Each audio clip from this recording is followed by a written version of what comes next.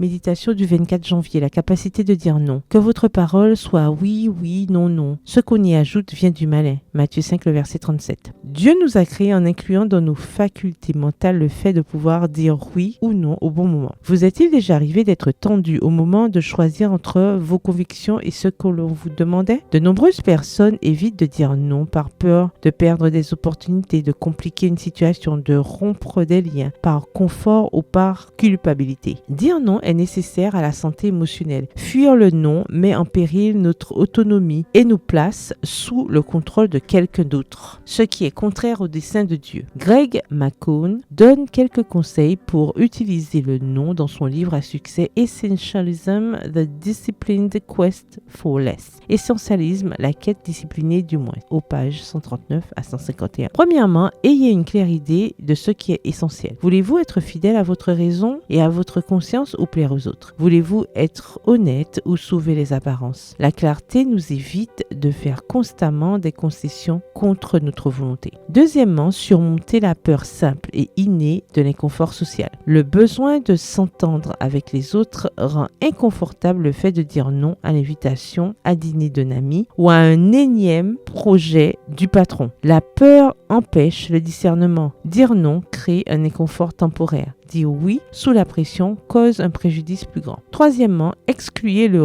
oui comme réponse automatique sans y réfléchir, sous la pression ou pour faire plaisir à quelqu'un. Ainsi, vous ne sacrifierez pas votre raison et votre conscience. Quatrièmement, séparez la décision de la relation. Ne confondez pas le fait de dire non avec le fait de rejeter l'autre personne. Et cinquièmement, concentrez-vous sur ce que vous devrez perdre ou abandonner en disant oui. En disant oui, vais-je gagner ou perdre du temps? La paix, l'estime de moi, la popularité? Qu'est-ce qui compte le plus? Dire non peut être plus gentil qu'un oui vague et sans engagement. Il peut avoir un impact immédiat sur la relation, déception, irritation ou colère. Cependant, après une gêne brève, le respect émerge. Exprimer son refus de manière efficace, c'est montrer à l'autre que l'on a des priorités, une personnalité, une attitude et qu'on n'est pas le jouet de quelqu'un. Le vrai christianisme implique l'honnêteté, même par rapport à ce que nous disent la raison et la conscience. Ce n'est pas une vertu que d'être connu comme une personne trop gentille, qui fait tout ce que les autres lui demandent et qui ne sait pas dire non à qui que ce soit. Soyons des chrétiennes dont les oui et les non ont autant de poids et de fiabilité qu'une déclaration plus élaborée. Bonne journée, que l'Éternel vous bénisse.